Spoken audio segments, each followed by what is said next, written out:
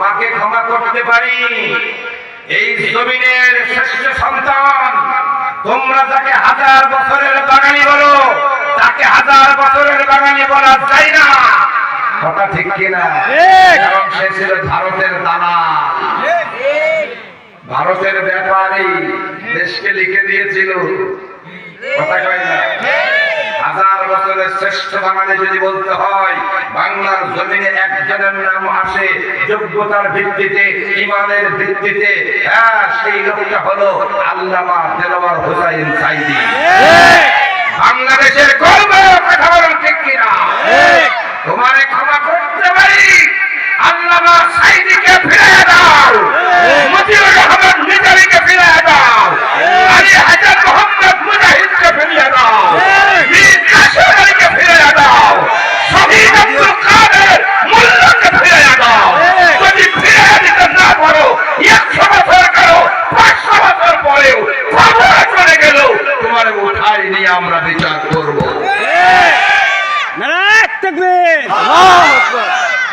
আমরা সব বলি, আমরা এগুলো বলি। আল্লাহ বলতেছে এখন ফেরাউন বলতেছে, ও আল্লাহ আর মাইরো না, ও আনামি না মুসলিম, আমি তো মুসলমান হয়েছি, তারপরে মারো না। আল্লাহ বলে, এখন আসাইতা কবলু কোনটা বিনা মুসলিম, তুই তো এখন মুসলমান বলে স্বীকার করতেছিস, তুই তো এর আগে ছিল সন্ত্রাস, এর আগে তুই ছিলি হলো জল্লাদ, তুই এখন ক্ষমা চাস। তবে হ্যাঁ, আমার কাছে যদি কেউ পানাহ চায়, আমি তাকে পানাহ দিই। বলেন আল্লাহ বলেন, ফালিয়াওমা নুনাজ্জিকা বিবাদানিক, তোরে বাঁচাবো কিন্তু এই জীবন থাকতে না। ঠিক, তুই যেহেতু প্রার্থনা করেছিস তোরে আমি বাঁচাবো কিন্তু এই জীবন থাকতে না, আমি তোর শরীরটাকে বাঁচায়া দেব, যাতে করে তোর মতো ফেরাউন এই জমিনের মধ্যে কেউ আসে, ওই ফেরাউন গুলো যেন তোরে দেখে শিক্ষা নিতে পারি। আমি তোরে বাঁচাবো, আমি তোরে বাঁচাবো কিন্তু তোর জীবন থাকতে তোরে বাঁচাবো না, তুই মরার পরে তোর শরীরটাকে আমি আল্লাহ বাঁচায়া দেব। কোন সমুদ্রের পোকামাকড় তোরে খাবে না, মাটিতে খাবে না, কাদাই খাবে না, লবণে খাবে না, কারণ আমি আল্লাহ মাটির কাছে অর্ডার করে দেব, পানির কাছে অর্ডার করে দেব, কঠিন কালে তোরে খাবে না, কারণ তোরে দেখে সিদ্ধান্ত নেবে নতুন নতুন স্বৈরাচার যারা হবে, নতুন নতুন স্বৈরাচার যারা হবে, তোরে দেখে যেন তারা শিক্ষা নিতে পারে। এই জন্য কোরআনে কারীমের মধ্যে আল্লাহ বলেন, কুল সিরু ফিল আরদ ফানজুর কাইফা কানা আকিবাতুল মুকাজ্জিবিন। ইয়া রাসূলুল্লাহ, ইয়া হাবিবাল্লাহ, আপনার উম্মতদেরকে জানা দেন, ওরা যদি আমার সাথে গাদ্দারি করতে চায়, আমাকে বিরোধিতা করতে চায়, আমার সাথে উদ্ধত্তপূর্ণ আচরণ করতে চাই, আপনি আপনার উম্মতদেরকে জানায়া দেন তারা যেন বিশ্বের মধ্যে সফর করে, পরিভ্রমণ করে, ফানজুর এবং তারা যেন লক্ষ্য করে কাইফা কানা আকিবাতুল মুকাদ্দিবিন, ওই সমস্ত মিথ্যাবাদীরা স্বৈরাচারীদেরকে আমি আল্লাহ তাদেরকে শুটকি মাছ বানায়া রেখে দিয়েছি।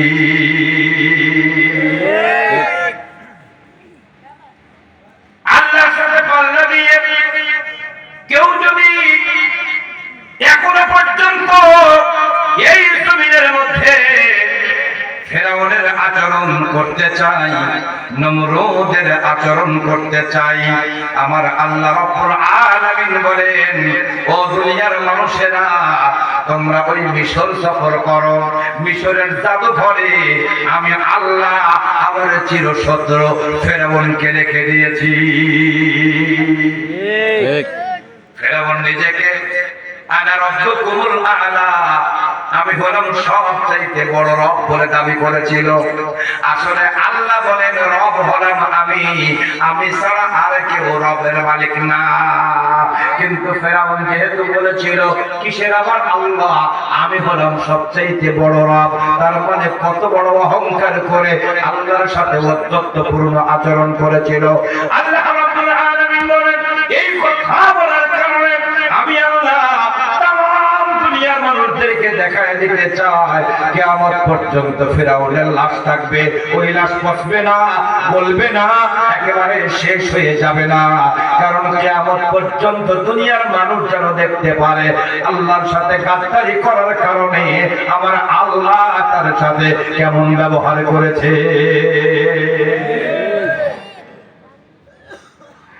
নীল নদ আছে দাঁড়িয়ে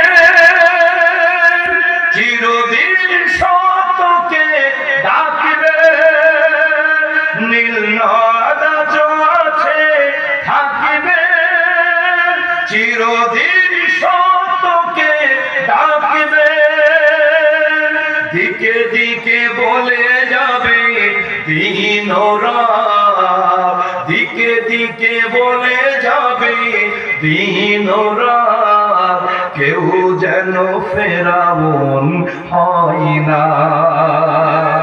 পৃথিবীতে কেউ স্থায়ী হয় না, হোক না সে ফেরাউন কিবা নমরুদ, কেউ ভবে চিরকাল রয় না,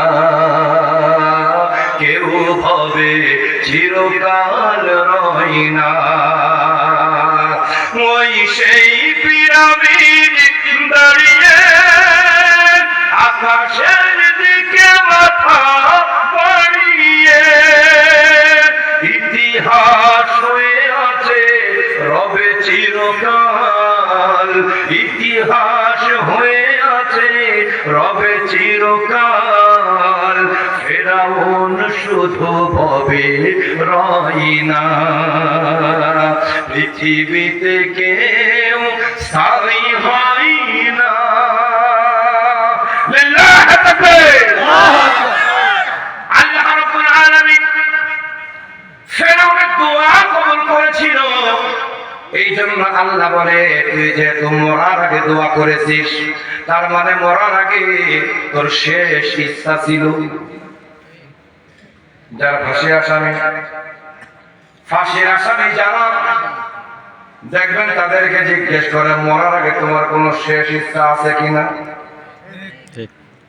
যদি থাকে পারলে পূরণ করে, আর না পারলে না। আল্লাহ রাব্বুল আলামিন যেহেতু তার মারবে, কারণ বেঁচে থাকার মতো কোন কায়দা ফেরাউন রাখে নাই, বেঁচে থাকার মতো কোন সুযোগ ফেরাউন রাখে নাই, কারণ সে নিজেকে আল্লাহর উপরে শক্তিশালী বলে দাবি করেছে। সে বলেছিল, ও মূসা তোমাকেও মারবো, তোমার রব কেউ পারলে আমি মারবো। কিসের আবার তোমার রব? আনা রাব্বুকুমুল আ'লা। আমি হলাম সবচাইতে বড় রব, আর তোমার রবকে মারা আমার জন্য কঠিন কিছু না। আমার আল্লাহর কাছে এই কথাটা ভালো লাগে নাই। আল্লাহর সাথে অধ্যত্বপূর্ণ আচরণ করে যারা, আমার আল্লাহ কঠিন কালেও তাদেরকে ছাড় দেন না। এই জন্য বলেছিলাম সময়ের মালিক হলেন আল্লাহ। সময় কার কাছে নিয়ন্ত্রণ হয়? জোরে বলেন। সময় একমাত্র আল্লাহ রাব্বুল আলামিনের কথাই নিয়ন্ত্রণ হয়। এই জন্য যার মৃত্যু ঘনিয়ে আসে, যার মৃত্যু ঘনিয়ে আসে, ওই লোকটা হাজারো কাকুতি মিনতি করলেও কঠিন কালেও ওই সময় বাড়াইতে পারে না। ইদা জাআ আজালুহুম লা ইস্তাখিরুনা সাআতাও ওয়া লা ইস্তাকদিমুন। মৃত্যু যখন আসে কেউ তারে বাঁচাইতে পারে না। এই জন্য যারা বলেছিল 41 সাল আমরা থাকবো, আমি বলি যদি ওরা বলতে পারতো ইনশাআল্লাহ, তাহলে হয়তো আল্লাহ ওদের মারতো না, দেশ ছাড়া করতো না। কথা কোন ঠিক কিনা? কারণ তারা মনে করেছিল আমরা তো পারবো। হয়তো মুখে তারা বলে নাই কিসের আমার আল্লাহ, কারণ জানে পিস্তল বাহিনী, বন্দুক বাহিনী, হেলমেট বাহিনী, হাতুড়ি বাহিনী, দেশি বিদেশি সব ধরনের বাহিনী তার নিয়ন্ত্রণে। কিন্তু আল্লাহ যদি না চায় তাহলে নিজের বউ তার লাইনে থাকে না, নিজের স্বামীও লাইনে থাকে না, ছেলেও লাইনে থাকে না। এখান থেকে আমাকে আপনাকে শিক্ষা নিতে হবে, শিক্ষা নিতে হবে। মুসলমান যদি শিক্ষা নেয়, পরবর্তী জীবনে এই ঘটনার সাক্ষী তোমাকেই হতে হবে। আজকে বাংলাদেশ একটা পরিবেশ ফিরে পেয়েছে। আপনাদের এই মাহফিলে গত বছর আমার দাওয়াত ছিল না? কিন্তু মাহফিল আমাকে করতে দেওয়া হয় নাই। এবার থাকাও তোমার কোন আব্বা আছে নিয়ে আসো, কথা কয় বাহাদুরি সব সময় থাকে না, থাকে না। গাড়ির চাকা সব সময় নিচে থাকে না, মাঝে মাঝে খাদের মধ্যে পড়ি।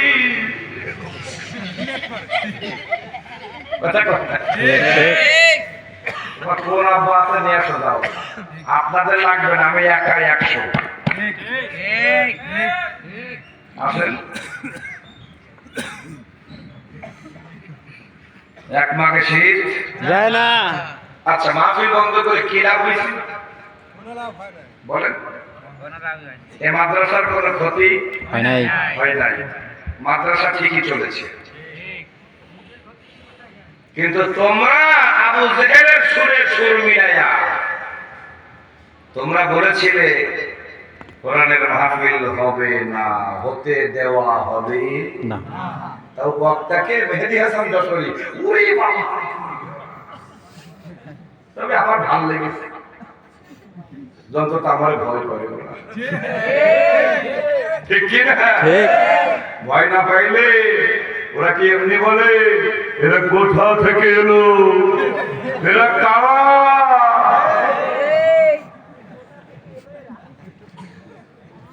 ভাইরা আমার, যারা বাধা দিয়েছিলেন আশা করি তারাও কেউ না কেউ শুনতেছে। কি ওরে বড় শয়তান নাই পালাইছে, ছোট শয়তান তো আছে, আছে না? ওরাও সুযোগে আছে, ঝোল পুজো খুব মারবে। অত গোড়াচ্ছেন না, অত গোড়াচ্ছেন না।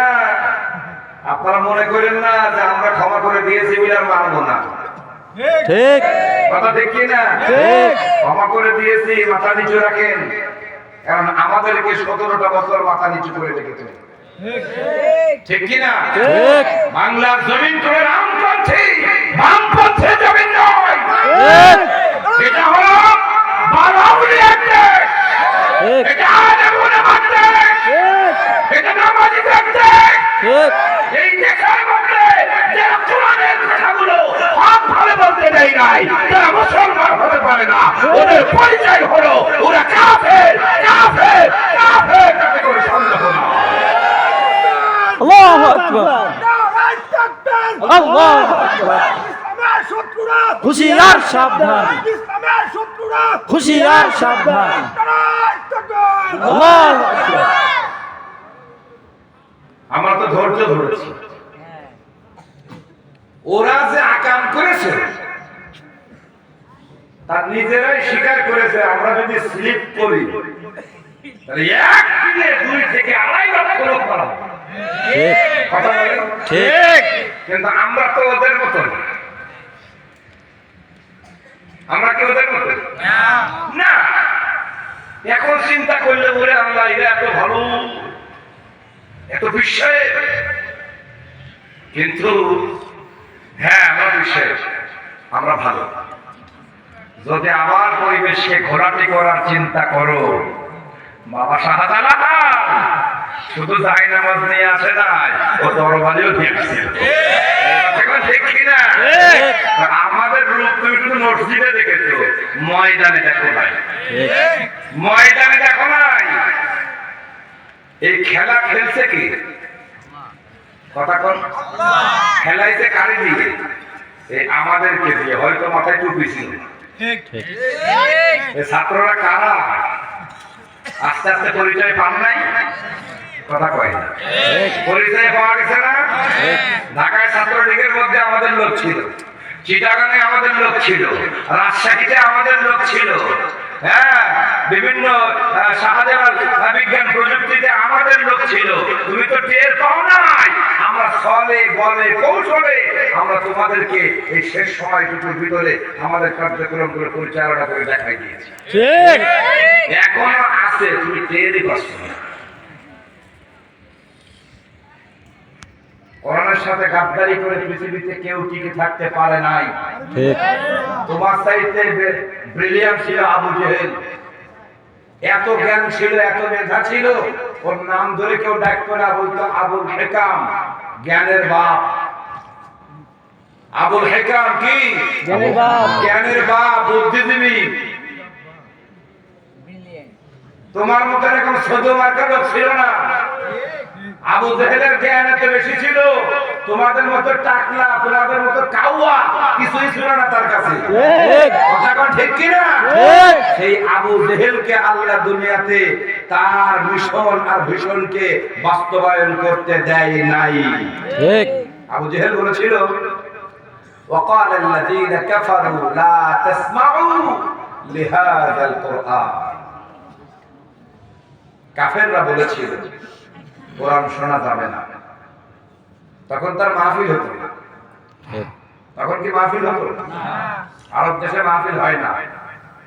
আরব দেশে এই যে জুম্মায় আজকে বক্তব্য শুনেছেন না? আরব দেশে এরকম বক্তব্য জুম্মায় আলাদা হয় না, ওই খুতবায় হলো বক্তব্য। কারণ তারা আরবি ভাষাভাষী মানুষ। আমরা বক্তব্য সময় সুবহানাল্লাহ, আর যখন খুতবা দেই তখন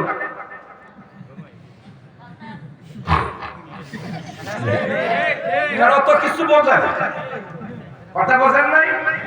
তো কোরআন পড়লেই তারা বুঝতো, এই জন্য তাদের ওখানে মাহফিলের প্রয়োজন ছিল না। কিন্তু বাংলার জমিনে কোরআন না জানা, না বোঝা মানুষের জন্য বাংলায় তাফসীর করার প্রয়োজন আছে। কথাটা ঠিক কিনা? তার মানে ওই সময় কোরআনকে বন্ধ করে দেওয়া আর বর্তমানে মাহফিলকে বন্ধ করে দেওয়া হলো সমান। ঠিক। তাহলে আল্লাহ বলেন, ওয়াকালাল্লাযীনা কাফারু লা তাসমাউ লিহাযাল কুরআন। কোরআন কারীমের মধ্যে আল্লাহ রাব্বুল আলামিন এই আয়াতটা কেন দিয়েছেন? কারণ আবু জেহেল থাকবে না, আল্লাহর নবীও জমিনে চিরদিন থাকবে না। আবু জেহেলের ছেলেবেলা নাতি পুতিরা থাকবে, কথা বলুন ঠিক কিনা? ওদের বংশধরেরা থাকবে, তেমনি নবী থাকবে না, কিন্তু নবীর ওয়ারিসরা থাকবে। এরা যেন জানতে পারে ওদের আব্বা আবু জেহেল কত বড় শয়তান ছিল। এই হাল জামানার মুসলমানেরা, এরা যেন এই